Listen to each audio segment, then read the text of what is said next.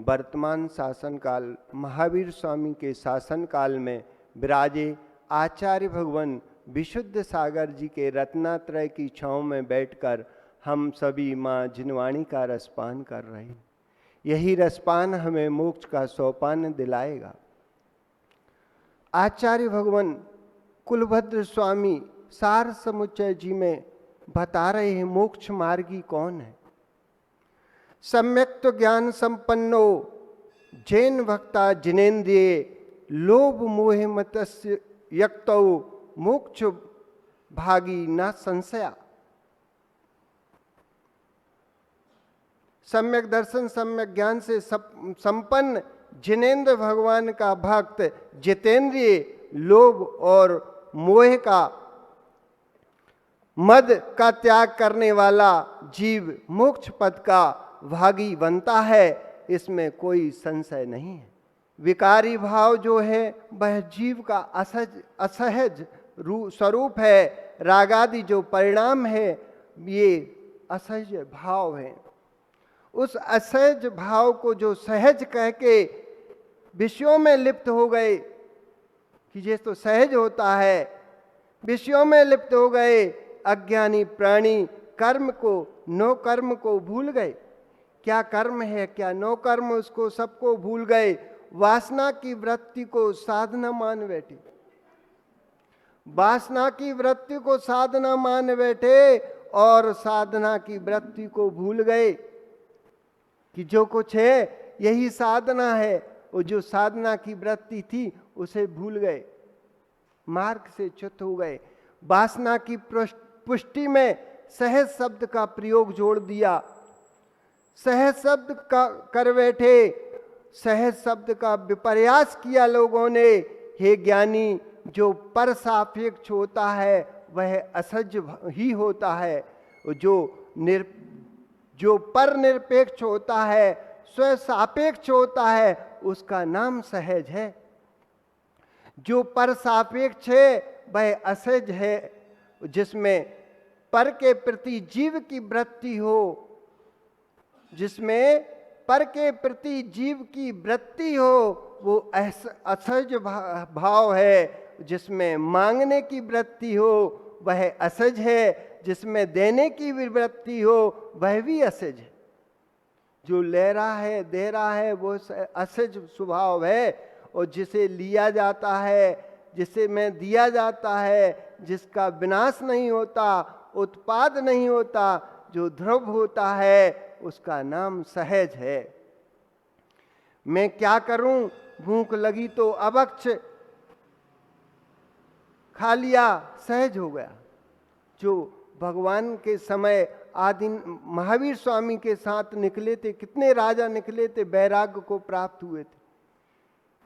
वो अपनी भूख क्षुधा को शांत नहीं कर पाए, सहन नहीं कर पाए, तो कुछ भी फल फूल खा लिए, वो मार्ग से च्युत हो गए। और जिन्होंने ये धर्म की व्याख्या की, उन्होंने धर्म जीव को भटका दिया। भूख लगी सहज खा लिया, ऐसा लोग बोलते हैं और कर्म खुद करते हैं। पुद्गलाधीन कहता है कि मैं ये पुद्गल का परिणाम चल रहा है, मेरा क्या दोष है। इंद्रियां पौद्गलिक हैं, इंद्रियों का विकार इंद्रियों में पौद्गलिक है, इंद्रियों में आया है। हे मूढ़धी, इंद्रियां पौद्गलिक हैं, भाव इंद्रियां पौद्गलिक नहीं है। ये चक्षु सचिन भैया ये आंखों से देखते हैं, ये तो इंद्रियां पौद्गलिक हैं। लेकिन जो हिये की आंख होती है एक अंदर आत्मा की, जिससे आदमी निर्णय लेता है, ये वो पुद्गल का परिणाम चल रहा है, मेरा क्या दोष है। इंद्रिय पौद्गलिक है, इंद्रियों का विकार इंद्रियों में आया। हे मूढ़धी, द्रव्येंद्रियां पौद्गलिक है, भाव इंद्रियां पौद्गलिक है नहीं है। ये जीव का विभाव भाव है।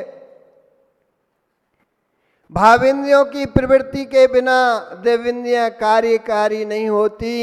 और जो देवेंद्रियां को दोष दे रहा है भय अज्ञ प्राणी वस्तु स्वरूप से अनविज्ञ है। इंद्रियां कारण है, इंद्रियां कर्ता नहीं है।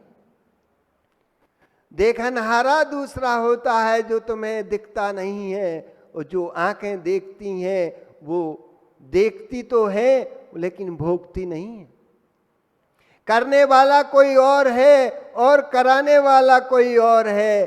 कराया किसी से और से जाता है, करता आत्मा है।